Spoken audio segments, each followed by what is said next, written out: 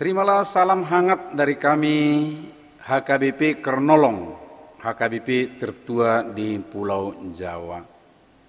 Bapak, Ibu, dan Saudara yang dikasihi oleh Tuhan Yesus Kristus, sejenak sebelum kita beristirahat malam mendengar firman Tuhan, marilah kita berdoa. Inilah kami, ya Allah Bapa anak-anak-Mu, yang telah bekerja sepanjang hari ini dan akan beristirahat malam. Tuhan, kami senantiasa merindukan firman-Mu, menundukkan hati kami, memberi kami kekuatan, memulihkan kami juga dari perbuatan-perbuatan yang tidak sesuai dengan kehendak-Mu. Oleh karenanya kuduskan kami Bapa di dalam Roh-Mu, sehingga kami layak bersekutu dengan firman-Mu yang kudus dan hadirat-Mu. Kami serahkan hidup kami. Peliharalah Tuhan semua peralatan yang kami pakai untuk boleh juga menyampaikan firman-Mu dengan baik ke tengah-tengah saudara-saudara kami, sobat renungan malam Shalom HKBP Kernolong. Demikian juga para instruktur, para aktivis, operator semuanya. Terima kasih Bapa, di dalam anak-Mu Yesus Kristus kami berdoa dan bersyukur. Amin. Firman Tuhan bacaan pada malam hari ini sesuai dengan Almanak HKBP adalah dari Matius 11 ayat 28 sampai 30. Dan yang menjadi pembimbing renungan pada malam ini dari ayat 30 mengatakan, sebab kuk yang kupasang itu menyenangkan dan bebanku pun ringan. Memikul kuk yang menyenangkan. Mana ada kuk yang menyenangkan? Ya, benar. Kuk yang bagaimana itu kuk yang menyenangkan? Mau coba dulu barangkali itu muncul dalam benak Anda. Jika demikian, mari pikul kuk ini. Sebelumnya perlu dipahami dulu apa itu kuk. Kuk atau gandar, sebab itu dipakai dalam terjemahan edisi lama. Dalam Kamus Besar Bahasa Indonesia, artinya adalah kayu lengkung yang dipasang di tengkuk kerbau atau lembu untuk menarik bajak, pedati, dan sebagainya.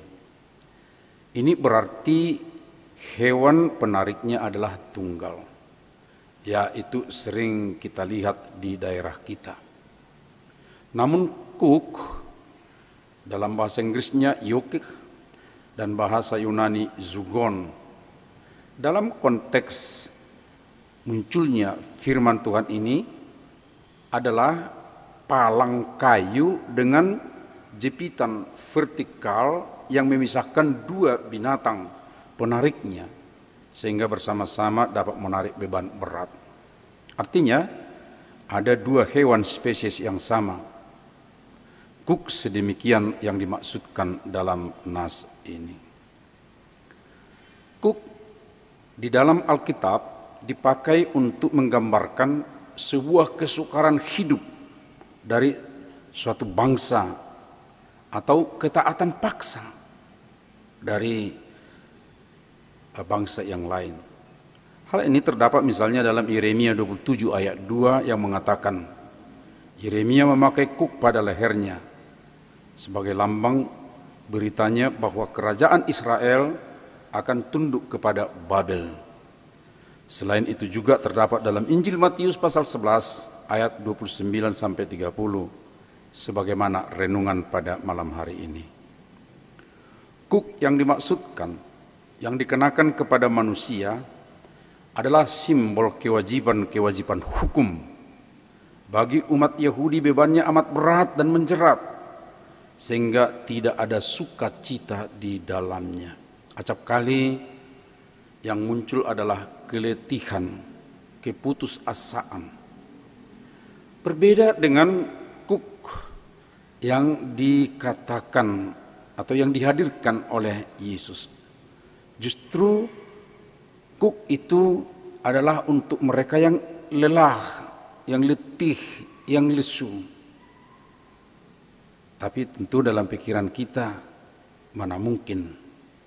Tapi ini mungkin dan dikatakan tidak akan memberatkan, melainkan akan menyenangkan dan ringan.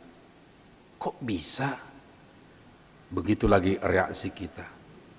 Ya, memang bisa. Tapi itu hanya bersama Dia. Sebab Dia berkata bahwa kuk dan beban yang dipasang itu adalah kuk dan beban Kristus. Dengan demikian kita menjadi hamba-hambanya.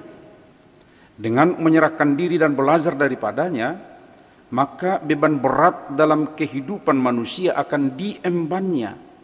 Dia akan bersama dengan manusia yang mengenakan kuk sehingga menjadi ringan. Bersama kita, Dia menarik kuk itu dengan rohnya karena Dia membantu kita dalam kelemahan kita.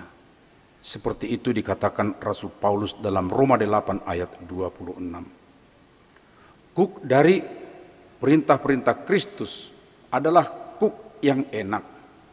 Malah bukan saja enak tetapi juga Kristos atau penuh anugerah. Kuk yang dipasang dengan kasih. Demikian sifat dari perintah-perintah Kristus. Beban salib Kristus adalah beban yang ringan, sangat ringan.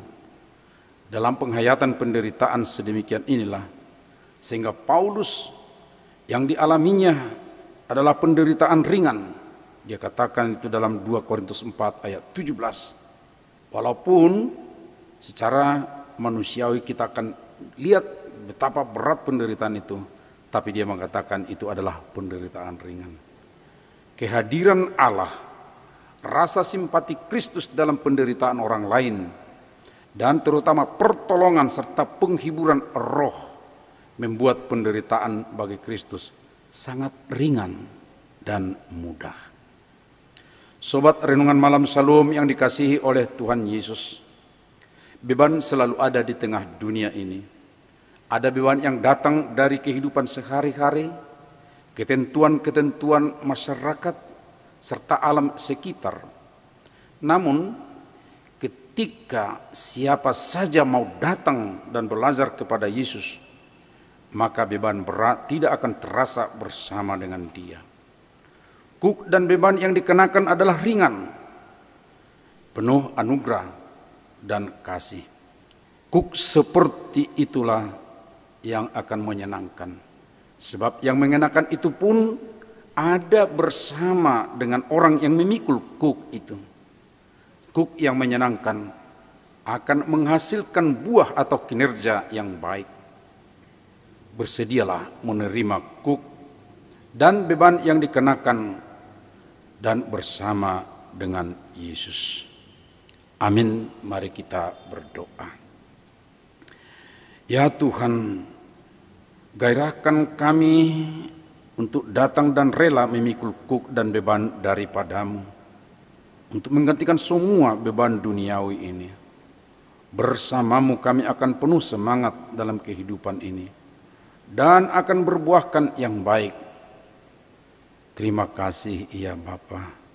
Berkatilah kami pada malam hari ini ketika kami mau beristirahat.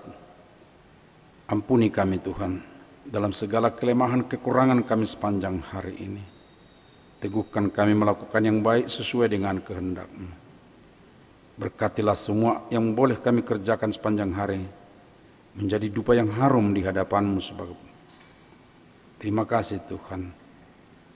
Lindungilah kami, saudara-saudara kami, bahkan yang lemah karena sakit fisik, berilah mereka juga kesembuhan.